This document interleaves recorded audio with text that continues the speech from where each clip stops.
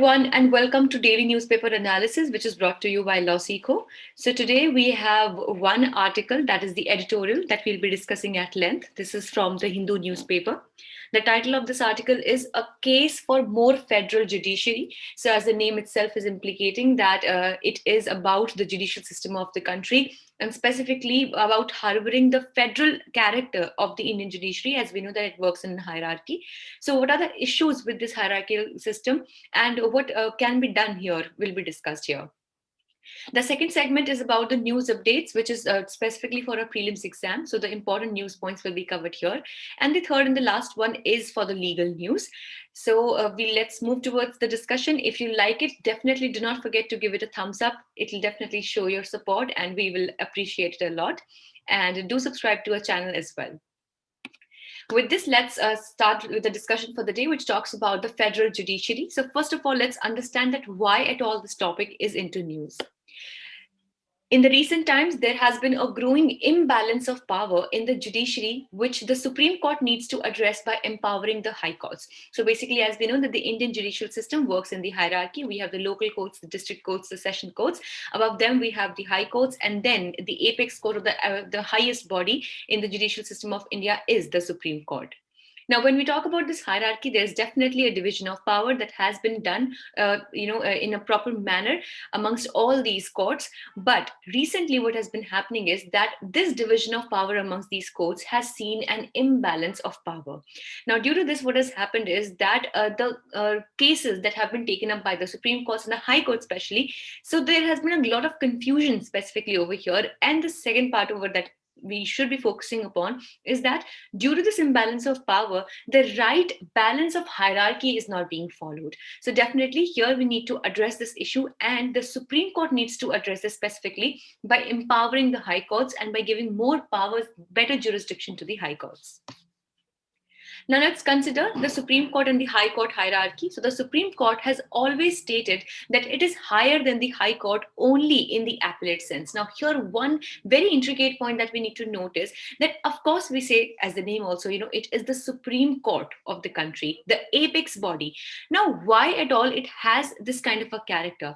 The biggest reason that it is considered higher than any particular High Court of any other state is that it has an appellate jurisdiction, which means that if at all anyone is not satisfied with the verdict or with the judgment that was given by the high courts, so that person can move the Supreme Court for the right kind of judgment that he would be seeking.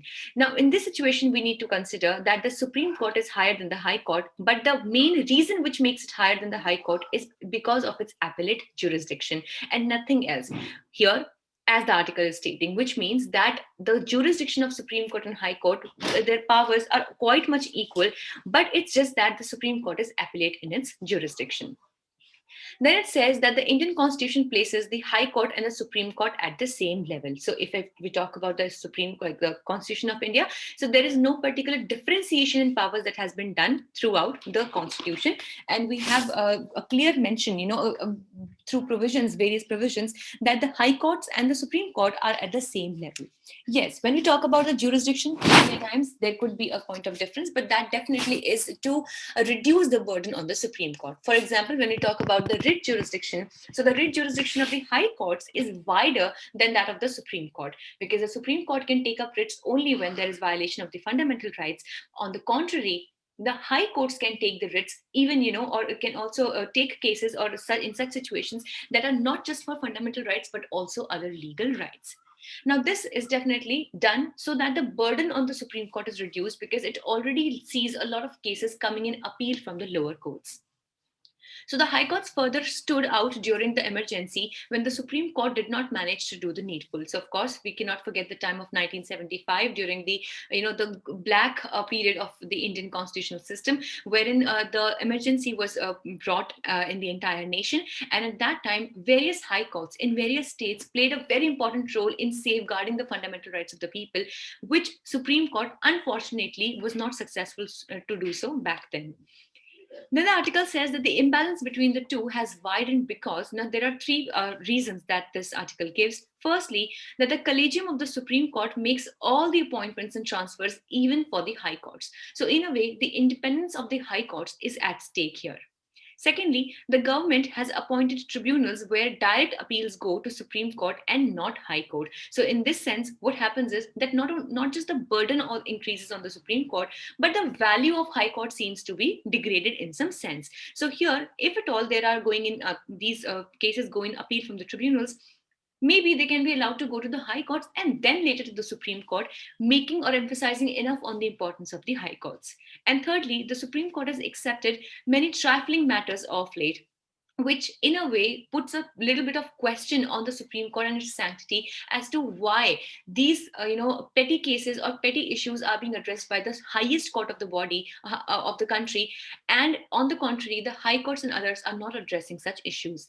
So the matters that we were talking about, like the petty matters or the frivolous matters that we are talking about, like for example deciding when Deepavali can be celebrated or deciding the height of dahi handi for Gokulashtami celebrations. Now of course we can all sense this out, that there are so many pressing issues going on in the country which need first to be addressed by the Supreme Court. Let's say the biggest issue currently that we're talking about, the hijab controversy in Karnataka. Here, instead of just doing that, the Supreme Court, when it gets engaged into such petty and frivolous matters, then definitely it brings down the sanctity of this entire institution. Now let's discuss the news update. So there is a sad news indeed for all of us, that the very famous and beloved singer and composer Bappi Lahiri has passed away yesterday. So he was actually ill. He was sick and he passed at the age of 69. He was suffering from obstructive sleep apnea and recurrent chest infection when he was brought into the hospital and was undergoing pulmonary rehabilitation. And he was very widely known as the disco king of the Indian music and was very popular during the time of 1980s and 1990s. Second, Channa Veera Kannavi is also no more. So, a prominent figure in the modern Kannada literature and often regarded as a poet of reconciliation, died at the age of 93 in Dharwad, which is, Kannavi, he actually bloomed as a poet under the tutelage of V.K. Gokak, who was a Gyanpeeth winner himself. So, he was known for his simplicity and unassuming nature and has amassed a variety of awards in his lifetime. Thirdly, Ashok Kumar has been appointed as the Maritime Security Coordinator. So, former Chief of Navy Vice Admiral G. Ashok Kumar, who retired last year, has now been appointed as the country's first National Maritime Security Coordinator. So, from here, Kumar shall have the responsibility of coordinating between all the maritime security and civil issues. Let's see what do we have for the new legal news of the day. RERA prevails over the Sarfasi Act, so home buyers can move RERA authority against banks' recovery action, says the Supreme Court. So recently, in the case of Union Bank of India versus Rajasthan RERA, the Supreme Court has held that RERA, which is the Real Estate Regulation Act, can entertain complaints against banks who have taken possession of property as per Sarfasi Act. Now, in this case, RERA held that since bank was an assignee to the promoter, it would fall under the purview of the definition of a promoter. Secondly, Karnataka High Court has held that if advocate of the accused in custody fails to appear, the trial court is bound to appoint a legal aid advocate. So recently, as we're discussing, the Karnataka High Court has held that if this happens, so the legal aid advocate will be there to defend the accused. The High Court held that Article 39A of the Indian Constitution, that talks about the free legal aid, which is a direct principle of state policy, lays down the duty on the state to not deny access to justice to an individual based on economic or other disabilities. Hence, the accused is liable to get legal aid as contemplated in the provisions of Section 304 of the Criminal Procedure Code. So that was all for the day. If you liked the session, do not forget to give it a thumbs up. Also, if you wish to download the PDF of today's slides, you can join our Telegram channel. The link is there in the description box below, or you can also simply scan this QR code that you can see on your screens right now. Also, for other exam-oriented and crisp content, do not forget to follow us on our official Instagram channels for Judiciary, CLAT preparation, UGC Net, and as well as Law Finance examination. Thank you so much.